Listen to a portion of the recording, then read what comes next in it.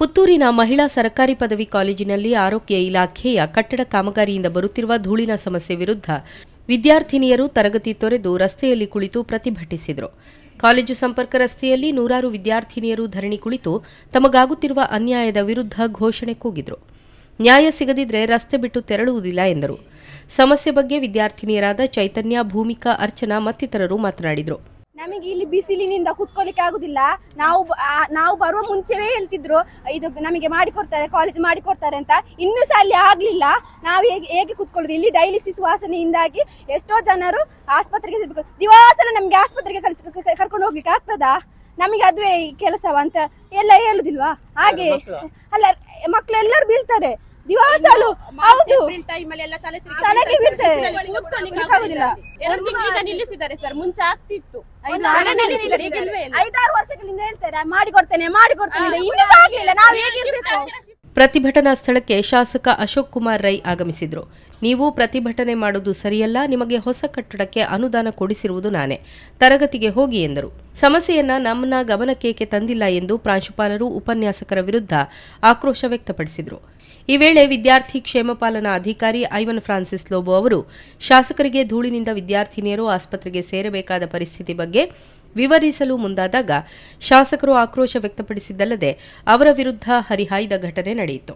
ನನ್ನ ಗಮನಕ್ಕೆ ಯಾವುದೇ ಈ ಶಾಲೆಯ ಪ್ರಿನ್ಸಿಪಾಲ್ರಾಗಲಿ, ಈ ಶಾಲೆಯ ಯಾವುದೇ ಮಾಸ್ಟರ್ಗಳಾಗಲಿ, ಸಮಿತಿಯವರಾಗಲಿ ನನಗೆ ಇವತ್ತಿನವರೆಗೆ ಈ ರೀತಿ ತೊಂದರೆ ಇದೆ ಅಂತ ನನ್ನ ಗಮನಕ್ಕೆ ತಂದಿಲ್ಲ.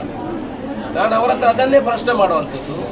ನೀವು ಪ್ರಿನ್ಸಿಪಾಲ್ರಿದ್ರಿ, ಶಿಕ್ಷಕ ವೃಂದದ ಯಾರೋ ಒಬ್ಬರು ಹೇಳ್ತಾ ಇದ್ರು, ನಾನು ಅದರ ಕಮಿಟಿಯ ಇದರಲ್ಲಿ ಇದ್ದೇನೆ ಅಂತ ಒಬ್ಬರು ಮಾಸ್ಟರ್ ಹೇಳ್ತೇನೆ.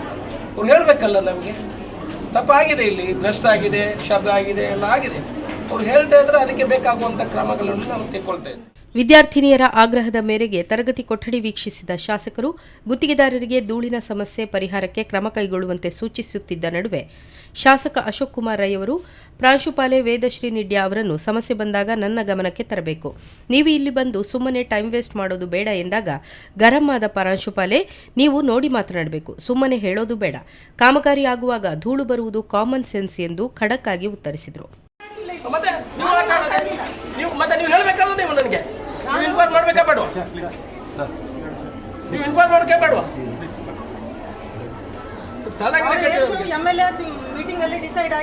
ಏನಂತ MLA ಆಫೀಸಲ್ಲಿ ಡಿಸೈಡ್ ಆಗಿದೆ ಅಂತ ಹೇಳ್ತಾರೆ, ಬೇರೆ ಬೇರೆ ಹೇಳ್ತಾರೆ.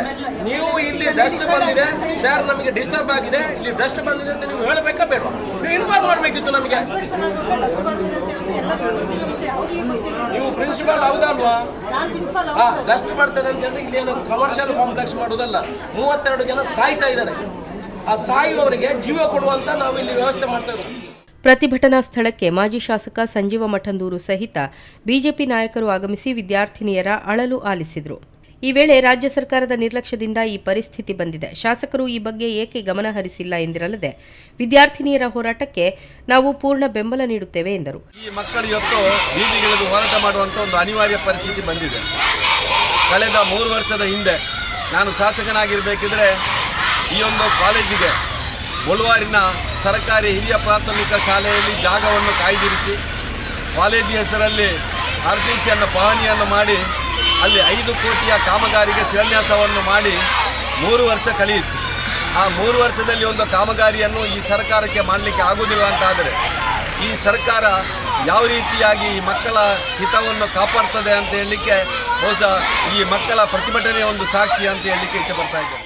ಇದಾದ ಕೆಲ ಹೊತ್ತಲ್ಲೇ ಆಗಮಿಸಿದ ಶಾಸಕ ಅಶೋಕ್ ರೈ ಪ್ರತಿಭಟನೆ ಸ್ಥಳಕ್ಕೆ ಬಂದು ಭಾಷಣ ಮಾಡಿದವರು ಈ ಹಿಂದೆ ಶಾಸಕರಾಗಿದ್ದವರು, ಅವರಿಂದ ಕಟ್ಟಡ ನಿರ್ಮಾಣ ಏಕೆ ಸಾಧ್ಯವಾಗಲಿಲ್ಲ?